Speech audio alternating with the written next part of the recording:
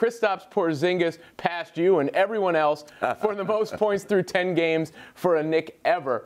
I think he has the talent, barring injury, to be the best player in Knicks franchise history. Would you agree with that? I won't go that far yet. You talk about the legacy of Walt Frazier and Willis Reed and Earl Monroe and Patrick Ewing, so I won't go that far yet.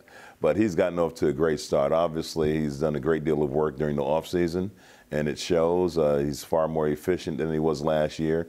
But it's amazing to think, Robin, that a guy that's 7'3" can shoot the three-point shot beyond the arc, post up, block shots, run the floor. What's happened basically over the last 10, 12 years is European basketball has really changed the face of the NBA. The players overseas, they've played a more expanded type of game as far as perimeter shots and jump shooting and three-point shots than NBA players that grew up here in this country.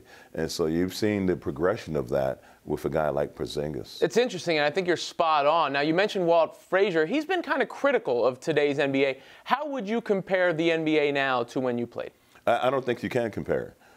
There's different eras of basketball. When I first started playing with the New Jersey Nets in '77, the game was far more physical. It was more half-court oriented, dominated by the center position in the low post.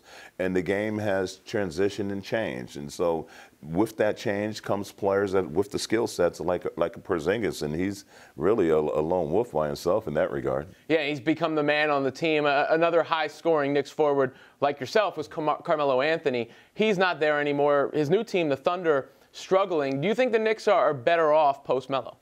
I don't know that better off is a proper description. I think that they decided to make a change because they're a young team, and a young team needs to grow. And Melo was at a point in his career in terms of his experience and maturity. He needed to be playing with veteran players that would provide him an opportunity possibly to win a championship. And he has that with regard to the Thunder. It's going to take time for that chemistry to develop.